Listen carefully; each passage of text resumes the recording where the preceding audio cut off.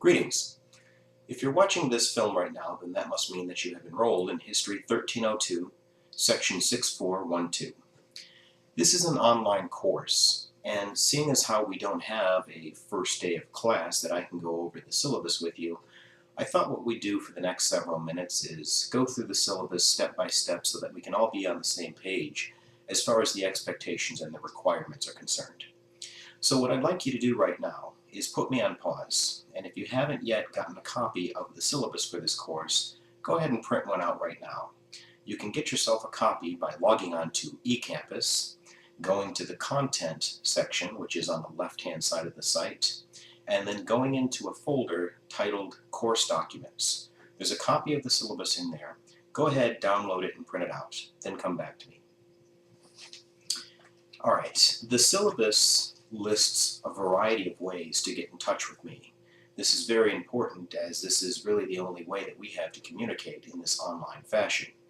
Now, the easiest way to get a hold of me is through email. I check my email religiously, and usually, if it's a weekday, Monday through Friday, if you get me that message by about 3, 4 o'clock in the afternoon, I'm pretty good about getting back to you that same day. A little bit different on the weekend, but like I said, email is the best way to get a hold of me. There are a few other ways to contact me by phone. My office number is listed there. I do have a Skype account, but I do prefer email. So that's how you get in touch with me. Now, skip down to page 1 of the syllabus where it says Course Description. As many of you know, this is the second half of the U.S. History Survey. So we begin our course in 1877, after a time period that historians refer to as Reconstruction, and we run this all the way through the present. I like to take the class to 2010 and examine the themes, the issues, and some of the events that we've been talking about in our course and how they have made an impact on the world that we live in today. Now, we need to talk about the required texts for this course, and this is important. And if you haven't purchased them yet already, you need to pay close attention to this. I've been in communicate with many of you, and I've pointed out that the most important book that you need to purchase ASAP is a book written by Upton Sinclair entitled The Jungle. By that, I don't care which edition, which copy that you purchase, as long as you purchase yourself a copy and start reading it. If you like, you can buy it from the MVC bookstore. It's going for around $15 to $20, but you can also find it in virtually any major bookstore. Barnes & Noble, half-price books. It doesn't matter to me which edition that you get, as long as you get yourself a copy and start reading it. Now, the next most important book that you need to purchase is a book entitled America's History by James Henretta. This book is essentially a textbook, and it will be your guiding light throughout the next 5 weeks. It is rather expensive. I think it's going for around $80 at the bookstore. Shop it around. If you can find it on Amazon, or if you can find it on half price, or half.com rather, more power to you. Now, the next book that you need to purchase is a book entitled Coming of Age in Mississippi. It's written by a woman named Anne Moody. The good news on this book is you do have some time. You don't need to purchase it right now. We're not going to use it for the next 2 weeks. So you've got a little bit of wiggle room there, but I wouldn't advise you to put it off too much longer when it comes to purchasing it. As far as The Jungle and Coming of Age is concerned, if you wanted to go really, really cheap, my guess is you'll be able to find these two books at virtually any library. So if you wanted to go ahead and check one out, that's also a possibility. Now, the next required material for this course is a DVD set. Now, the good news here is you don't have to purchase this set. It's available at the Mountain View College Library, and each of you need to stop by in the next few days, very, very soon here, and check out a copy of a DVD series titled Transforming America. It's a big blue DVD set, and if you walk into Mountain View College's library and go to the circulation desk, ask the librarian for Transforming America. Tell them that you're taking an online History 1302 course, and she or he, whoever's running the circulation desk, will probably be able to know exactly what you're talking about.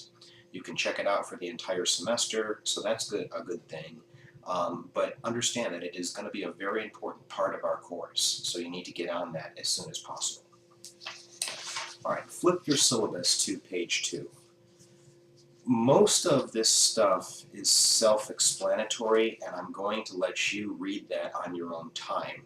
But make no mistake about it, it is important that you read this and you understand what the expectations are. Your acceptance of this syllabus is a contract between you and the college that you accept the expectations and the requirements for the course. So if you do have any questions about issues that I'm not addressing in this video clip, please bring them to my attention as soon as possible. But for right now, I want us to flip to page 3 of the syllabus. Page 3 offers you a course outline. It goes through some time periods that we're going to be covering. But more importantly, it emphasizes what is due assignment-wise and when it is due. If you look at week 1, I'll take you through a typical week here. It's got a title, The Industrialization of America, but underneath that title, it's got a heading that's labeled Assignments. As you will see, you have a fair amount of reading to do for this week. In addition to reading The Jungle, which you should start immediately, you also need to be reading America's History, chapters 16 through 20.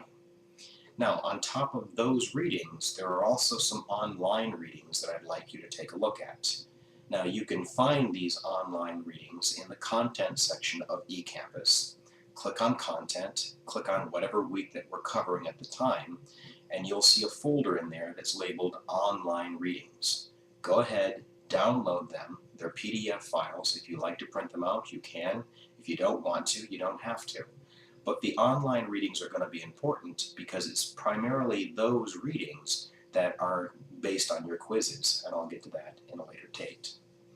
So you can see that there are some fairly important dates that you need to be mindful of. For the time being, the most important date that you need to keep in consideration is June 17th. That will be your midterm exam date, and you're going to have all day on the 17th to complete that.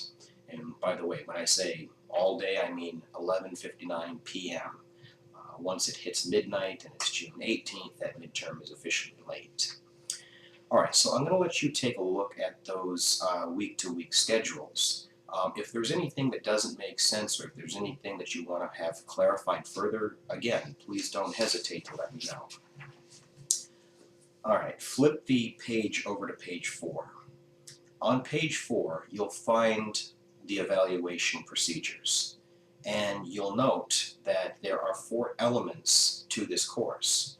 There's a participation element, there are your take-home quizzes, there is a midterm exam, and of course there's a final exam. Now there is another video in this folder that will explain to you what the expectations and the requirements are for each one of these assignments. But for the time being, I'd like you to read through those and make sure everything makes sense. Flip the page to page 5. At the top of page 5, you'll find a grading scale. A lot of people ask me, do I grade on a curve? And the answer is no. The grading scale is right there. It's in black and white. If at the end of the semester you hit an 87%, you can see that that translates into a B for the semester. If there's anything that doesn't make sense about the grading scale, please let me know. It should be relatively straightforward. Now there are a few other important things that I'd like to bring to your attention on page 5. First and foremost, the withdrawal policy. The last day that you have to withdraw from this class without it showing up as a letter grade on your transcripts is June 30th. So what that means is you need to be mindful of how you're doing, how you're progressing in the course, and if it makes sense to drop the course, if it doesn't look like you're going to be able to pass, that's something that you need to take into consideration early on in this whole process. Now, you should stop before you go ahead and drop the course. There are ramifications that are associated with dropping it. There's a section on page 5 that is labeled "Stop Before You Drop," and you need to read that carefully. Flip the page over to page 6. The last thing that I want to talk about before we end this clip is academic honesty, and you can see that in the middle of the page on page 6. What I'm talking about is the issue of plagiarism. Now, I'm sure at some point in your academic career you have heard of this issue of plagiarism. Many people will tell you that that's the act of taking somebody else's written or even oral work and presenting it as your own. But if you want to put that in plain English, you're talking about stealing. You're stealing somebody else's work. Now, there are cases where this is very blatant. You go on to Wikipedia, you cut and paste, a description of Upton Sinclair, and you present it as your own original work. That's the really obvious, but a lot of times I've found that people plagiarize without knowing that they're actually plagiarizing. Now, it's important that you understand how you can avoid plagiarism. And to help you understand this, I have put up a PowerPoint presentation in eCampus that will go through what plagiarism is and how you can avoid it. But I want us to be on the same page here. If you are found guilty of plagiarizing in this course, not only will you fail the assignment that you plagiarized, you will also fail the course itself. You'll get a 0 for the semester. This isn't a threat, and I'm not trying to be a jerk. It's just that plagiarism is a very serious offense, and it needs to be given very serious consideration. That's all I have for the syllabus. Now what I'd like you to do is go ahead and click on the next video link that will talk to you about the requirements for the course.